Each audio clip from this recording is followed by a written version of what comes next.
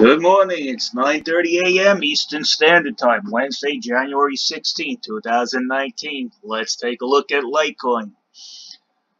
Okay, the first thing we got to do is find the Kettling walls.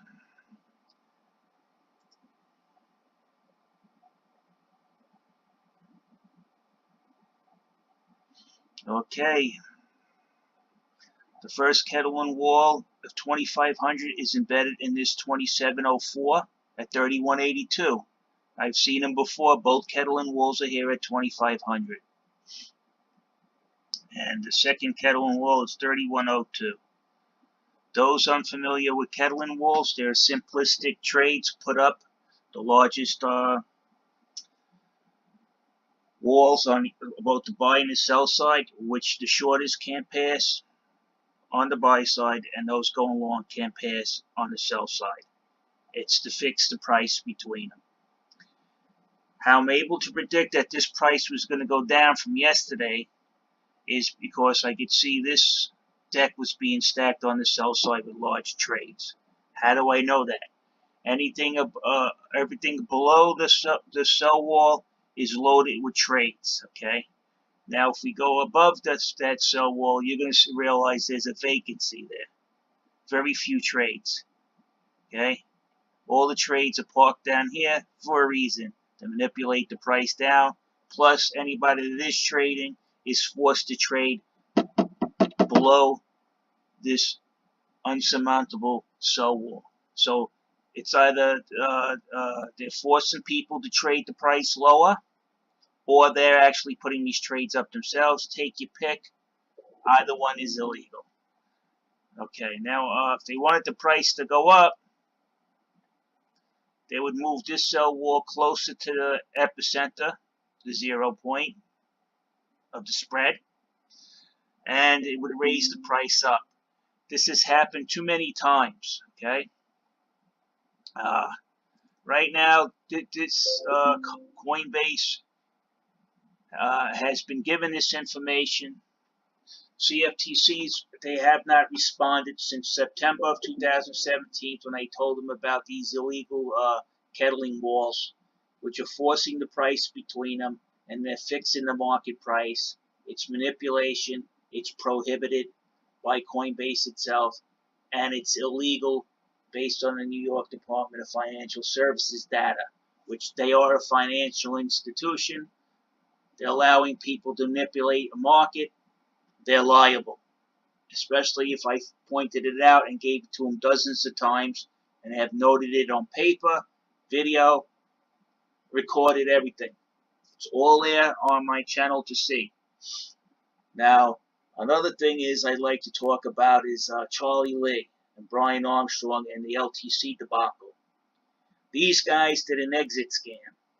They rode the coattails of the people that were coming in to drop this market, to push it up and drop the market. They had forehand knowledge of that because Brian has to participate and know your client. They opened up the accounts. They will put large amounts of coin and money in. He goes, let me see your business plan. He knew what they were going to do. They put on Litecoin to coincide with their markups they were going to do on the coin. And then they dumped it in an exit scam. Charlie was caught saying, oh, this is going to go up 1,000. He knew it wasn't because he sold at $370. It's an exit scam. If you've done this on any other coin, and you would be, everybody would be screaming exit scam. I've seen it before. It's an exit scam. Him and Brian colluded and used the market, what they knew was going to happen in the market in the future, to cover their tracks. Another reason why, going back to the Kettling walls, why they're both the same size at 2,500, even though if you can't, I've seen them before, they were both 2,500 exact. Right? But over here you're going to say, well, there isn't 2,500 on either side. That's because they're mixed in with other trades. But if you stay here and while they're manipulating the price and moving it around, you'll see it go flat down to 2,500. The only thing they do is occasionally they'll change, dictated by market volume, they will change the size of those walls.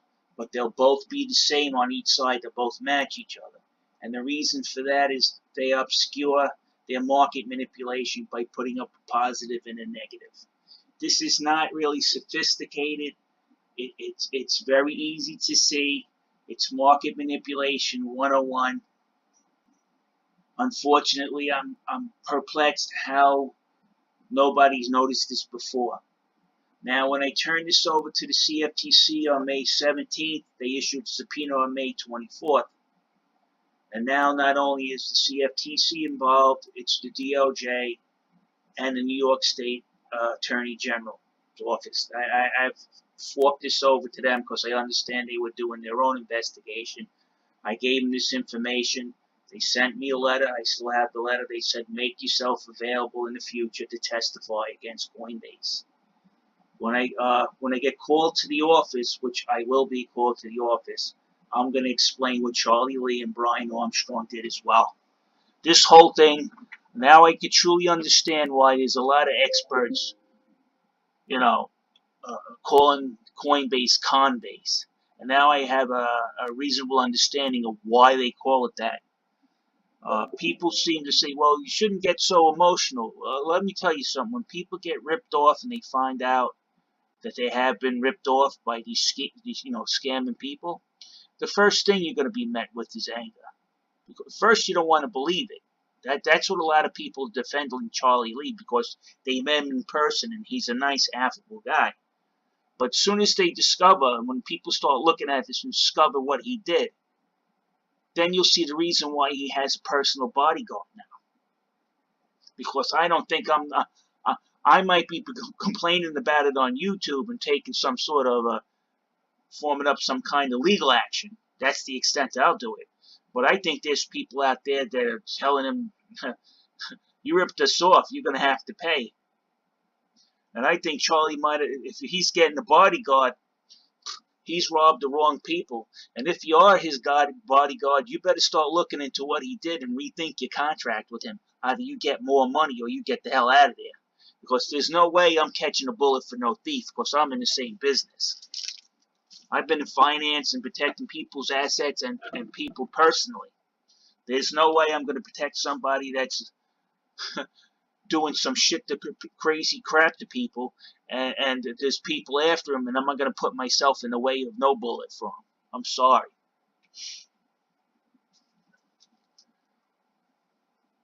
So again, back to the kettle and walls.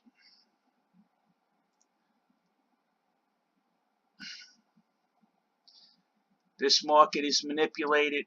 It's very easy to see. I was able yesterday to predict that this was going to happen because I know how they stack the book. I know how they run in the book. These guys, the manipulators, run in the order book. That's the best way I can explain it. And through the order book, you can see the manipulation. They're either push. If you see the 2,500 go toward the epicenter, where's the USD spread over here, that means they're bringing the price down.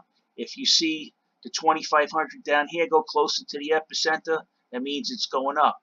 Now, if they keep the wall where it is, it won't go up no higher than that wall. This sell wall, say if they push this one up to the epicenter, it'll just trade at higher prices and bring the price up, but it will not exceed that wall.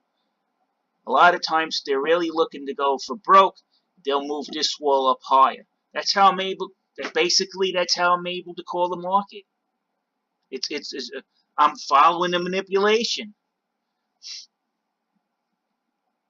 I want you guys to look at this. Take your time. If you don't believe what I'm saying, give a man a minute. Sit here and watch this. What happens here, and look what transpires here before that happens, and then you'll be able to make the connection. You follow through, and then you're going to see the results in the trade history. When he moves this, you'll see the results in the trade history. He pushes this down. Wow, a lot of reds all of a sudden appear, and all of a sudden we'll get a red spike. It's manipulation through the order book. It's the oldest form. I see a lot of people doing technical analysis, but you guys got to learn how to read an order book. It's called a book for a reason. If you look at the book, well, everybody's setting to sell today. Look at it. But when you see this fake wall over here, every single time on both sides, regardless of which way the market's going, and they never buy or sell it, and then they occasionally change the market size of them, but they'll still be the same thing down to the penny, past the decimal. That's how I spotted it. You will see that they're manipulating the book. So your lordship, who owns this sell wall and buy wall, says you trade between this price, this 31.68, and this 31.02. So you get a whopping possibility of making 66 cents on each Litecoin today. How do you like that for manipulation? How do you like that? You have the chance to make 66 cents unless he raises that wall. And he does that when he wants to dump on you. This market is too manipulated. Pay attention, people. Kettling walls in the book. Report it to the exchange. I have a video of me reporting it to the exchange, the phone conversation and all, multiple times. I reported it to the exchange. They do nothing. They know it's in their books. These guys are a criminal enterprise. They're no longer a valid exchange. They deserve to be shut down, and their owner deserves at least 10 years in jail for the hundreds of millions of dollars that's been stolen. It's that simple. They're just placing their bets that the small investor can't ante up to get a lawyer. Anybody can get a lawyer against these guys. I have like 6 or 7 of them that want to go after them. They need my signature on the line, but you know what? I don't want to pay them 35% of my money that I gave to Coinbase to another pack of crooks. Coinbase needs to come into arbitration with me. I sent 3 letters. They did not respond to any of them.